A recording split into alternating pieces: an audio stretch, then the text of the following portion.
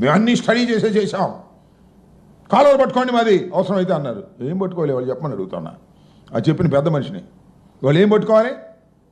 8 మాసాలు అయింది, ఇచ్చిన వాగ్దానాలు నెరవేర్చలేదు, ఆరకొరగా కుంటిగా ఏదో చేస్తున్నామని ప్రచారం చేస్తున్నారు.